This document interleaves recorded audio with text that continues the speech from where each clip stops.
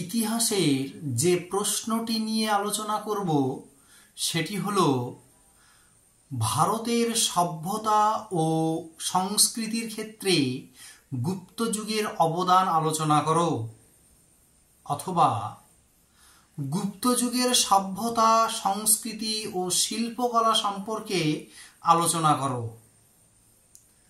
অথবা প্রশ্ন হতে পারে গুপ্ত যুগের সভ্যতা ও সংস্কৃতি সম্পর্কে আলোচনা করো। এক কথায় গুপ্ত যুগকে ভারত ইতিহাসের সুবর্ণ যুগ বলা যায় কি?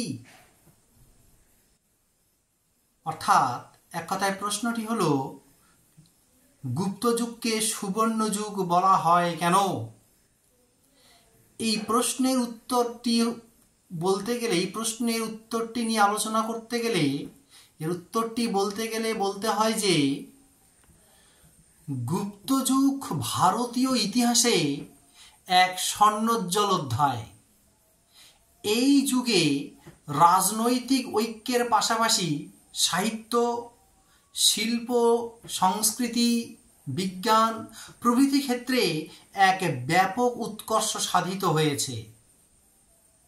সমস্ত দিক থেকে চিন্তা করে গুপ্ত যুগকে ভারতের ইতিহাসে এক সুবর্ণ যুগ বলে অভিহিত করা হয়। ঐতিহাসিক বার্নেট গুপ্ত যুগকে গ্রিসের পেরিক্লিসের যুগের সঙ্গে তুলনা করেছেন।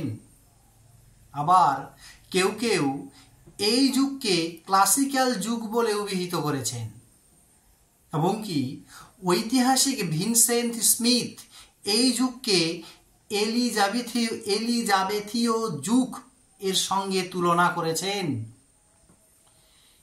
এ যুগে বিভিন্ন ভাস্কর্য, স্থাপত্য ও চিত্রশিল্পের বিকাশ ঘটে। গান্ধার শিল্প এ যুগের একটা উৎকর্ষ নিদর্শন। এছাড়া এ যুগে ধাতু শিল্প, চর্মশিল্প, বস্ত্রশিল্প, কাষ্ঠশিল্প, লৌহ ইস্পাত শিল্প প্রভৃতি গুপ্ত যুগে শিল্পরীতির একটা উৎকৃষ্ট নিদর্শন।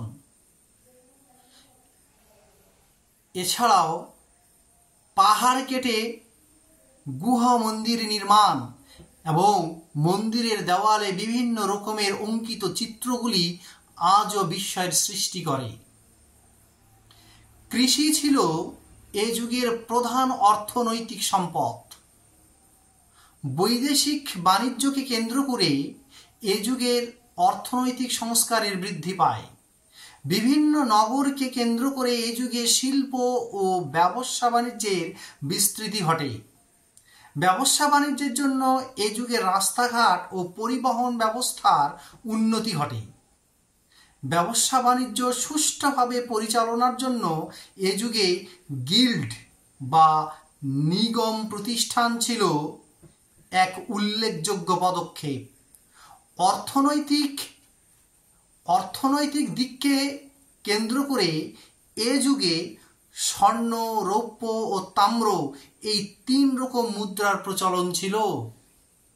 শুধু তাই নয়, গুপ্ত যুগে ধর্মীয় সাহিত্য বিশেষ উৎকর্ষতা লাভ করে।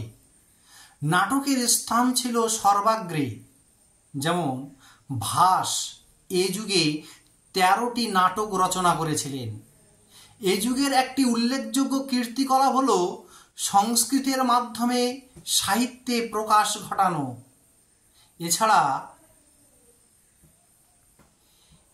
এছাড়া এ যুগে বিভিন্ন রকম কাব্য, সাহিত্য, দর্শন ইত্যাদি রচিত হতো। এ যুগের সাহিত্যের রচয়িতা এবং তাদের রচিত কাব্য নাটকগুলি হলো যেমন মহাকবি কালিদাস রচিত, এই যুগেই মহাকবি কালিদাস রচনা করেছিলেন শকুন্তলা, মেঘদূত, কুমার সম্ভব, মালবিকাগ্নিমিত্রম, ঋতু সংহার প্রভৃতি তিনি রচনা করেছিলেন। শূদ্রক এ যুগে রচনা করেছিলেন মৃচ্ছটিক। বিশাখা দত্ত এ যুগে রচনা করেছিলেন মুদ্রা রাক্ষস। বিষ্ণু শর্মা রচিত, অর্থাৎ বিষ্ণু শর্মা এই যুগে রচনা করেছিলেন পঞ্চতন্ত্র। হরিসেন রচিত এলাহাবাদ প্রশস্তি, অর্থাৎ হরিসেন এই যুগেই রচনা করেছিলেন এলাহাবাদ প্রশস্তি প্রভৃতি ক্ষেত্রে এই যুগে সাহিত্যের ব্যাপক প্রসার ঘটে। এ সমস্ত কিছুই রচিত হয়েছিল ঠিক এই গুপ্ত যুগেই। সাহিত্য রচনার পাশাপাশি এই যুগে জ্যোতির্বিদ্যা, গণিত, রসায়ন, চিকিৎসা শাস্ত্র প্রভৃতি ক্ষেত্রে বিজ্ঞানের অগ্রগতি লক্ষ্য করা যায়।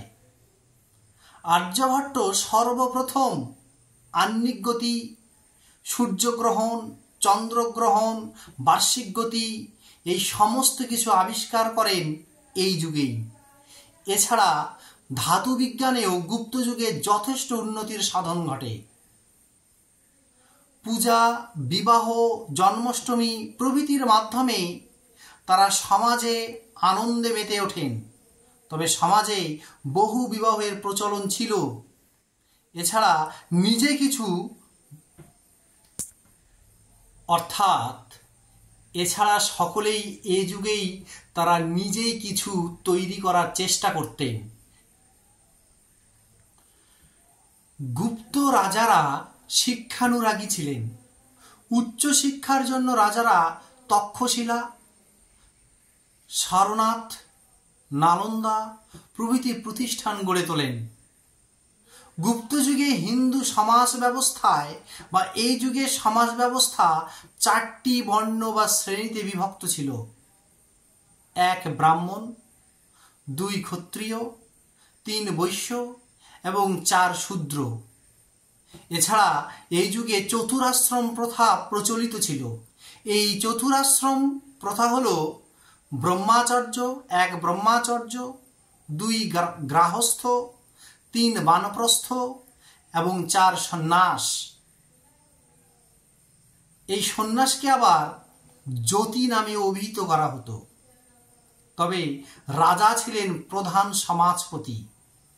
গুপ্ত যুগে শান্তি শৃঙ্খলা বিরাজ করত, চুরি ডাকাতি ছিল না বললেই চলে। তাছাড়া কোনো বিদ্রোহ তেমনভাবে দেখা যায়নি। এর ফলে প্রজারা স্বাধীনভাবে চলাফেরা করতে পারত। এইভাবে গুপ্ত যুগে শান্তি শৃঙ্খলা বজায় ছিল।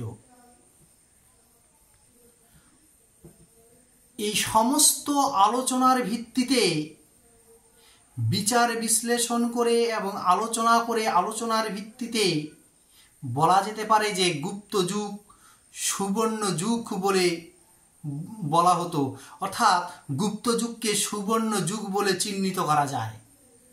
কিন্তু এই ব্যাপারে অনেক ঐতিহাসিক দ্বিমত সৃষ্টি করেছেন।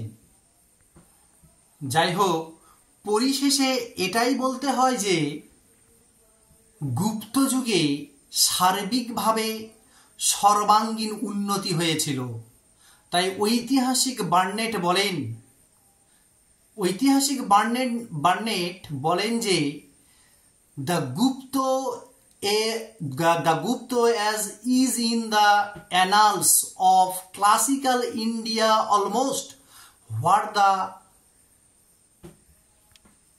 Parcelian age is in the history of Greece.